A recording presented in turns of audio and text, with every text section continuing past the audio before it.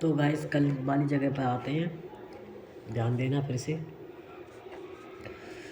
कि उन्होंने स्वयं को कहीं खो दिया है, पर वास्तव में वे गायब नहीं है, बल्कि वो केवल उसे गलत जगह खोज रहे हैं।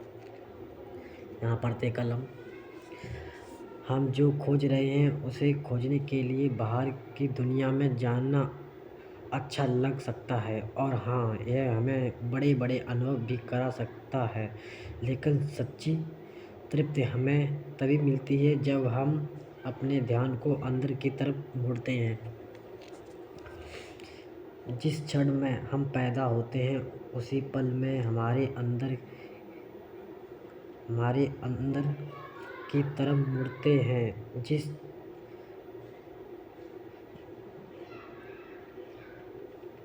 शांत पूरी तरह से स्थापित हो जाती है। लाइन गड़बड़ हो गई थी गाइस। लेकिन जब हम जीवन की बाधाओं का सामना करते हैं तो हम इसके साथ संपर्क खो देते हैं। लोग आत्मज्ञान और शांति को हर जगह खोजते हैं, परंतु जिस चीज़ को आप खोज रहे हैं यदि वह आपके पास ही है तो उसे खोजने की कोई ज़रूरत नहीं है।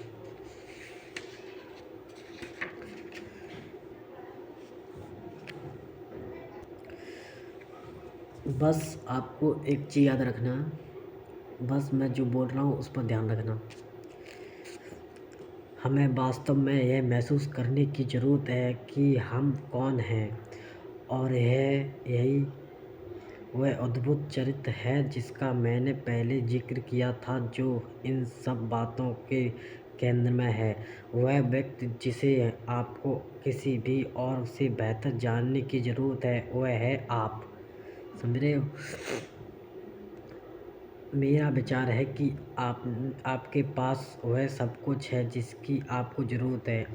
आप अपने आप को सही मायने में जानने की ज़रूरी सभी साधन आप में स्पष्टता, संतोष और दया है। अंधेरा आप में है तो उजाला भी आप में है। जब आप उदास होते हैं तब भी खुशी आप में ही रहती है। वे सारे एहसास कहीं और से नहीं आते हैं, वे आपका ही हिस्सा हैं। हालांकि हो सकता है आप उन्हें भूल गए हों। अंत में मैं जो करता हूँ वह है आपको एक आईना देना, ताकि आप अपने अंदर खुद को स्पष्ट रूप से देखना शुरू कर सकें।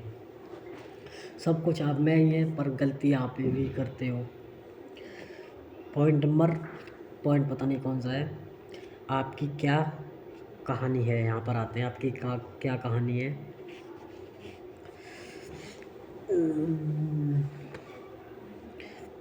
मेरे घर में बचपन में बहुत दिनों तक टेलीविज़न नहीं था, और वह उस समय रेडियो स्टेशन केवल कुछ घंटों के लिए ही चलता था। लेकिन हमारे घर में कहानी सुनाने वाले बहुत थे। भारत में मौखिक कहानी सुनाने की एक बहुत पुरानी परंपरा है, जिसमें शिक्षक बच्चों को किस्से सुनाते हैं, बच्चों उन्हें दूसरे को सुनाते हैं। कहानी के माध्यम से बात को कहना हमेशा आज की चिंताओं और घटनाओं को समाहित करता है। इसलिए वे गाथाएँ आज भी प्राचीन काल के प्रसिद्ध ऋषि वेदव्यास ने मौखिक परंपरा की सराहना की, लेकिन यह भी महसूस किया कि कुछ कहानियाँ समय के साथ खो रही हैं। इसलिए उन्होंने इन्हें लिखना शुरू कर दिया। उन्हें अब संस्कृत महाकाव्य महाभारत के लेखक के रूप में जाना जाता है। उन्हें अक्सर वेदों, पुराणों जैसे भारतीय शास्त्रों व अन्य प्रसिद्ध जगहों को लिखने या संकलित करने का श्रेय भी दिया जाता है। मौखिक और लिखित दोनों कहानियों ने हमारे घरों में सभी का मनोरंजन किया, और हमने उनसे सीखा भी। हम एक वक्ता के रूप में मैं उन कहानियों को सुनाता हूँ जो वर्षों से मैंने सुनी हैं। इसमें दुनिया भर की कहानियाँ शामिल हैं, और मैंने इस पुस्तक में अपनी पसंदीदा कहानियों में से कई कहानियों को शामिल किया है। पारंपरिक कहानियाँ आमतौर पर एक समय की बात है से शुरू होती है, लेकिन जो बड़ी कहानी मैं आपको सुनाना चाहता हूँ वह थोड़ी अलग तरह से शुरू होती है। एक बार इस समय में आप रहते हैं। आपके पास एक कहानी है जो आप पैदा होने के बाद से लिख रहे हैं। इस कहानी में यह आवश्यक है कि आप खुद को जो कुछ हो रहा है उसके बीचों बीच रखें। आपको इस बात को जान लेने की ज़रूरत है कि आप कौन हैं।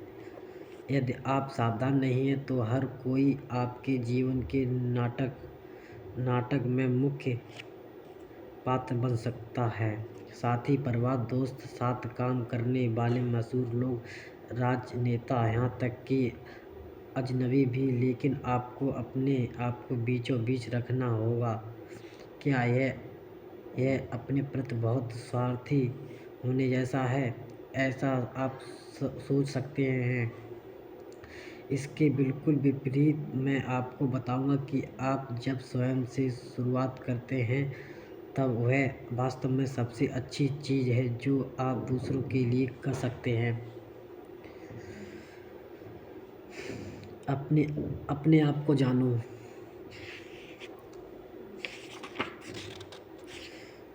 मानव इतिहास में एक समय पर लोगों को यह एहसास होना शुरू हुआ कि दिन प्रतिदिन जीवित रहने के लिए आवश्यक समझ से परे भी मनुष्य में चेतना का एक स्तर होता है। हम ठीक से नहीं जानते कि यह समझ कब सामने आई। हम जो जानते हैं वह है कि आत्मज्ञान के संकेतों को कई महानतम संस्कृतियों और सभ्यताओं को जोड़ने वाले एक सुंदर धागे की तरह समझा जा सकता है। उन्होंने इसे उस तरह से अपनाया जैसे उनके समय में उनको समझ में आया। उन प्रसिद्ध शब्दों के बारे में सोचें जो अक्सर जाने माने यूनानी दार्शनिक सुकरात ने कहे थे। अपने आप को जानो।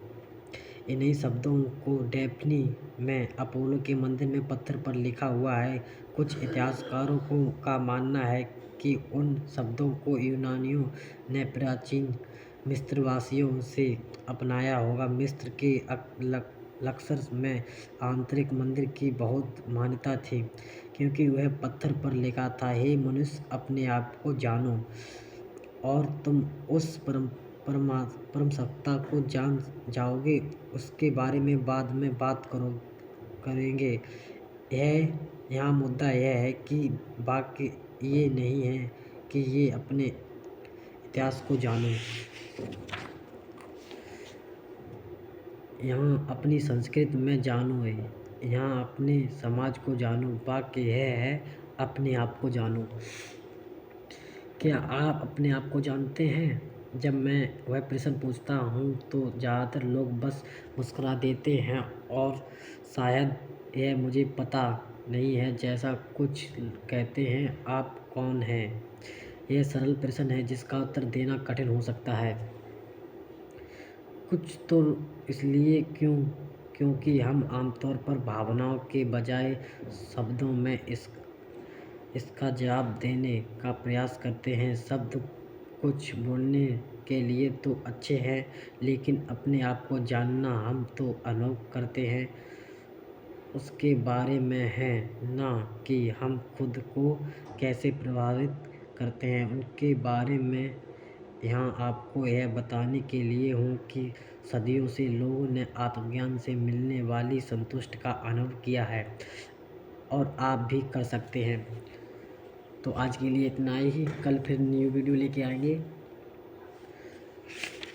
ये 2 चैप्टर में पूरा हो जाएगा। ये तो अभी परिचय है, इनके अध्याय शुरू होंगे। ठीक है guys, thank you for watching.